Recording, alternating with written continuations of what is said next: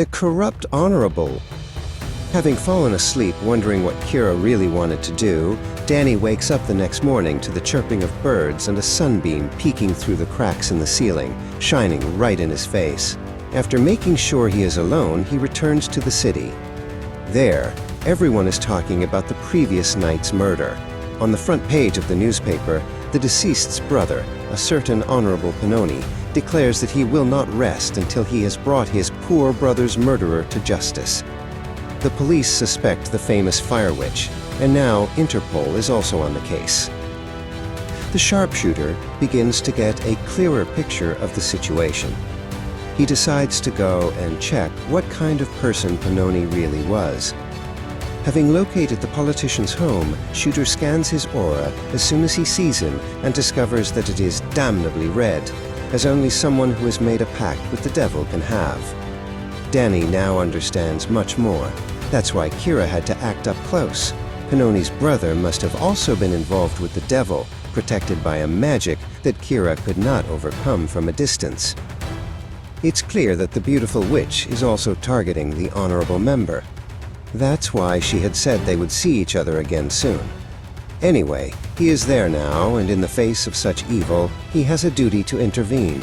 Moving into an alley to devise a plan, he hears a distant voice calling him. Sensing a strong energy, Danny materializes a silenced pistol and cautiously moves towards the corner. The sexy witch emerges from around the corner. Sinuous as ever, she says, "I knew you couldn't stay away from me. It was so sweet of you to think of me so much last night." Shooter, ironically, "Since when do you keep tabs on me?" Kira, playfully, "I don't keep tabs on you, darling. I just take care of you." Approaching him, she tells him she knows what he wants to do, but adds that there's more to it. Pannoni is a pawn of Igor Koloff.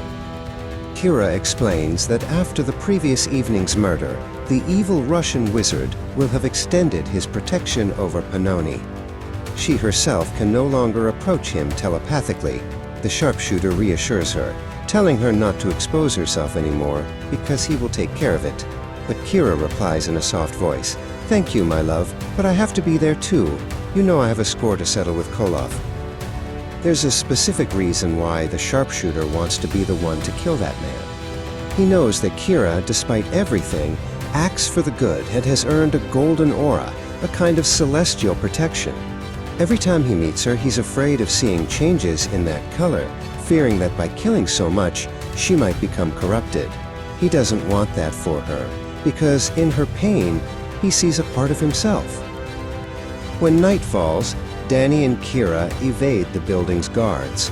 Thanks to the witch's skills, they materialize directly in the cellar of the honorable member's apartment. They don't know that inside the house, besides Pannoni, there are also 3 minor demons sent by Koloff as backup, while the police are stationed outside. Arriving in the living room, the 2 vigilantes are greeted by their target himself, who offers greetings from Igor Koloff. Shooter retorts, "That's very kind of you, you piece of shit. You can say hi to him for us when you get to hell." Pannoni laughs, "Dear sharpshooter, the bullets or the nails of this whore can't do anything to me. The master protects me." "My bullets aren't normal. Try one," says the professional killer, and shoots without hesitation, taking down Pannoni with a precise shot to the heart.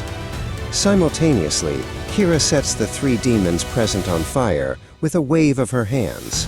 Collapsed on the ground, Pannoni barely manages to say, "But," the master said, before dying. As the demons burn and the police force the door, Koloff's astral projection appears before them. Furious, he threatens his enemies, reminding Kira that he will make her end up like her sister. Upon hearing those words, the fire witch is blinded by rage and tries to hit the projection with a fireball. The attack has no effect. Koloff counterattacks with a lightning-fast energy beam that hits the beautiful Russian on the left shoulder, knocking her to the ground. Shooter immediately rushes to his friend's aid and, as he bends down to help her, he shoots without looking in Koloff's direction, causing him to disappear. Danny lifts the witch's head, who is struggling to breathe. He calls her name several times to keep her awake, and tears a piece of his shirt to stop the bleeding. With the police about to break in, he picks the girl up in his arms and opens a magic portal, heading towards Castel del Monte to escape.